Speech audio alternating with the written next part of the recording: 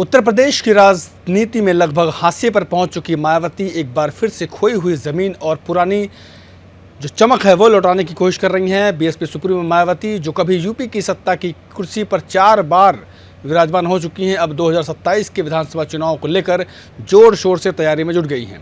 9 अक्टूबर को बीएसपी संस्थापक कांशीराम की पुण्यतिथि पर लखनऊ के कांशीराम स्मारक स्थल पर होने वाली ऐतिहासिक कार्यक्रम को मायावती अपनी ताकत दिखाने जा रही हैं।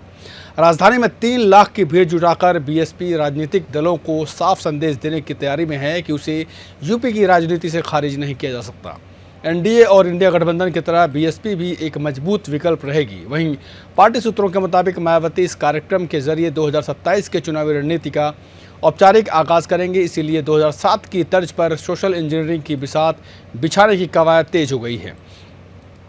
बीएसपी ने भाईचारा कमेटी का पुनर्गठन किया है। ये दलितों, पिछड़ों, ब्राह्मणों और मुस्लिमों को एकजुट करने का काम करेगी। आपको बता दें कि प्रदेश के 90% बूथ स्तर पर कमेटियां गठित हो चुकी हैं। अब मायावती अपने भतीजे आकाश आनंद और वफादार नेताओं को मैदान में उतारने को तैयार हैं। पार्टी की रणनीति साफ है, चौपालों के जरिए जनता तक पहुँचना, तीनों मुख्यमंत्रियों के कार्यकाल की तुलना करना, ये साबित करना कि मायावती का शासन ही सबसे बेहतर था। मायावती भी इस चौपाल कार्यक्रम में शामिल होंगी। आपको बता दें कि साल 2007 का विधानसभा चुनाव बीएसपी के लिए स्वर्णिम अध्याय रहा है। मायावती ने सर्वजन हिताय सर्वजन सुखाय के नारे के साथ दलित ब्राह्मण गठजोड़ का कमाल दिखाया था।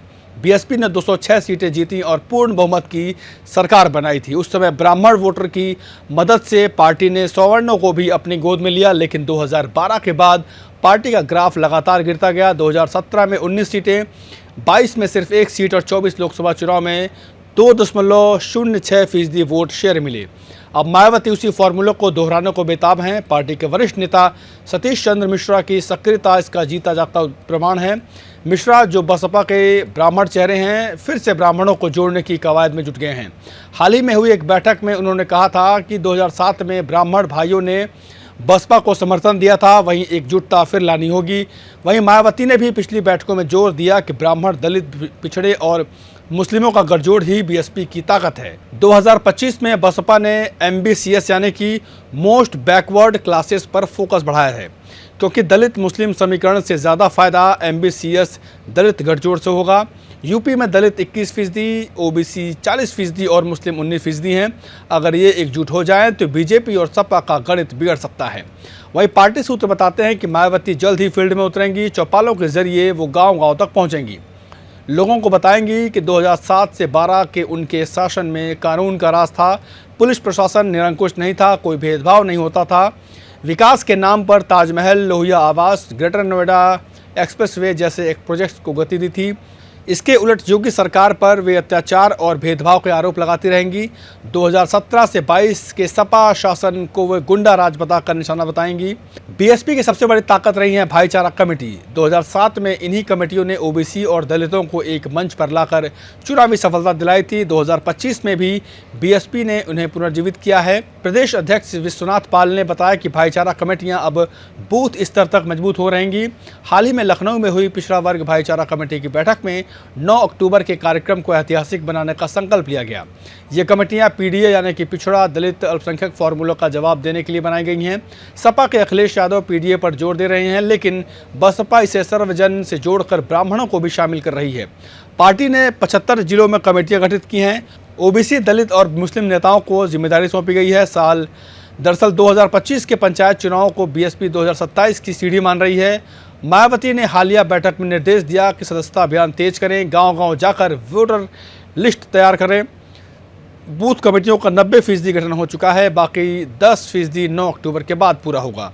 मायावती के भतीजे आकाश आनंद बसपा की नई उम्मीद हैं। पार्टी से 2 बार निष्कासन के बाद लौटे आकाश और अधिक पावरफुल हो चुके हैं। अब वो पार्टी में अघोषित तौर पर नंबर 2 की हैसियत में आ चुके हैं।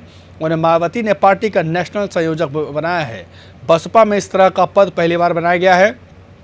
अभी आकाश बिहार चुनाव में प्रभारी हैं। सूत्र बताते हैं कि 9 अक्टूबर के कार्यक्रम में आकाश को प्रमुख भूमिका मिलेगी। बसपा 2027 में उन्हें बड़ी भूमिका में सामने ला सकती है।